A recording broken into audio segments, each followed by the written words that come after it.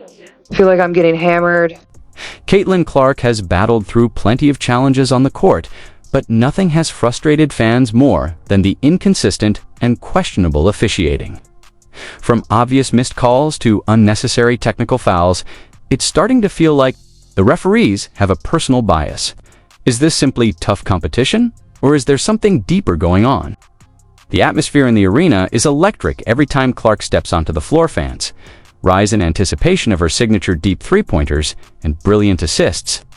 Yet instead of focusing solely on her game, Clark constantly has to watch for more than just defenders. She must also be alert for referees ready to blow the whistle at baffling moments. The crowd, once roaring with excitement, often shifts its energy toward booing decisions that seem to defy all logic. Indiana leads by 11 with 5:48 remaining in the second. So what's really going on, Harar?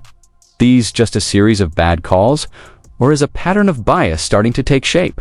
We're breaking down 10 of the most jaw-dropping, game-changing officiating moments that left fans, analysts, and even players in disbelief.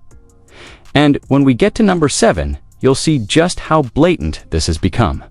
Let's start with one of the most outrageous missed calls in recent memory. It was September 22nd. The opening game of the playoffs, Indiana Fever versus the Connecticut Sun. The tension was high, and all eyes were locked on Caitlin Clark, the league's most electrifying rookie. The stage was set for an epic showdown, but instead, fans witnessed one of the season's biggest officiating blunders. Just minutes into the game, Dejanai Carrington made a lunge for the ball, but instead caught Clark square in the eye. The impact left Clark momentarily stunned, blinking to regain her focus.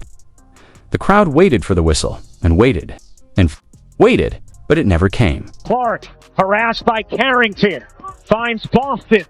Clark gets hit in the face by Carrington and is down. The crowd erupted in outrage, expecting at the very least a foul if not a flagrant, but the officials stayed silent. Play carried on as though nothing had happened. Meanwhile, Clark, clearly shaken by the hit, struggled to regain her rhythm. She closed the first half with an uncharacteristic 149 shooting performance, including 0.46 from beyond the arc. By then, a dark bruise had begun forming around her eyes, a visible reminder of yet another glaring officiating oversight. Clark is still down after taking a shot following the pass to Boston. This was only the beginning of a series of moments that left fans wondering what the officials were thinking. Was this simply the nature of tough playoff basketball, or was something else at play? One thing was certain: Caitlin Clark wasn't going to get any superstar treatment. In fact, it seemed she was on the receiving end of some of the harshest no calls the league had to offer. As everyone else has seen this angle. I'm calling her in, and I'm saying to her, I need answers. Fans erupted in outrage, flooding social media with demands for the league to hold officials accountable. One furious viewer labeled it the worst officiated basketball game of all time, while another called the refereeing an absolute embarrassment. Yet, despite the growing frustration from the crowd, Caitlin Clark stayed locked in, doing what she does best: competing. The questionable officiating didn't stop there. Throughout the game, Clark absorbed relentless physical contact, being held, shoved, and hit, yet the whistle stayed silent. No calls, no protection. Just an unspoken expectation that she should play through it all. One telling moment came when Marina Mabre aggressively pressured Clark as she netted her first postseason basket. Clark trying to get around Mabry.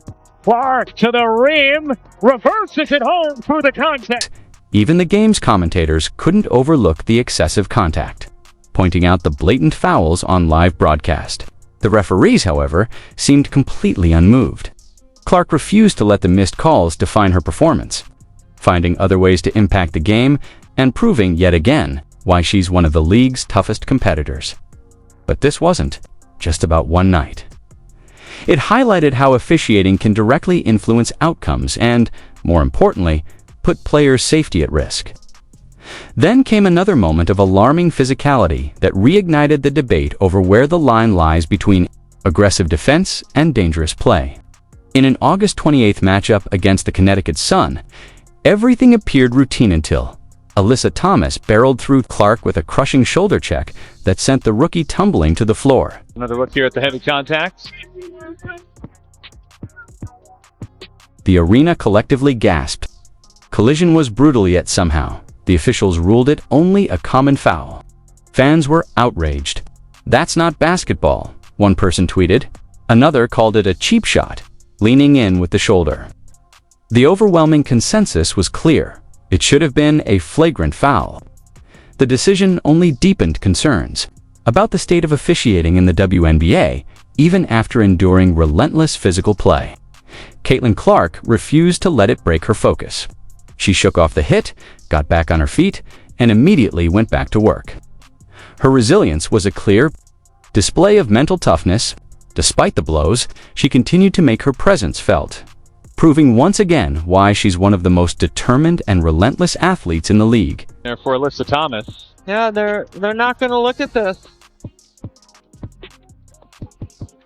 I thought they might. It's gotten the fans here fired up. Just when it seemed Clark had weathered every challenge thrown her way, a fresh controversy erupted, this time from an unexpected source.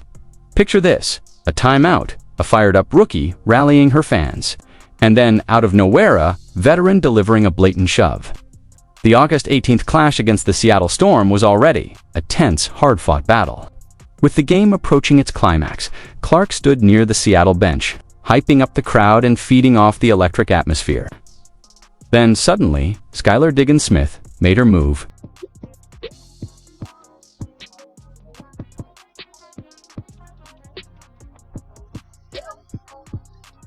Without warning, Diggins-Smith stepped up behind Clark and delivered a hard shoulder check, forcefully knocking her aside.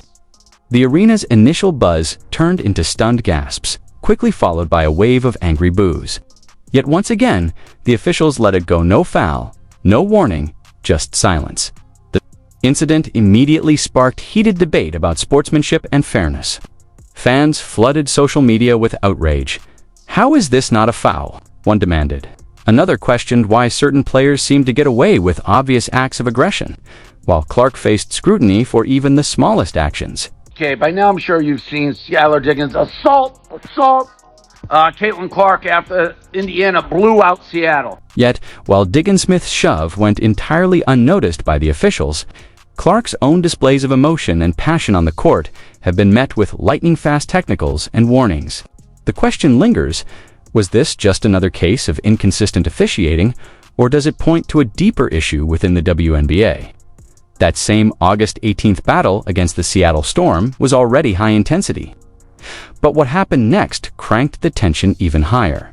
With 7:14 left in the third quarter, Caitlin Clark missed a shot and, in a moment of frustration, gave the basketball hoop's padding a light tap. Before anyone could even register the gesture, the referee's whistle pierced the air technical. Foul. And Caitlin Clark gets hit with a technical.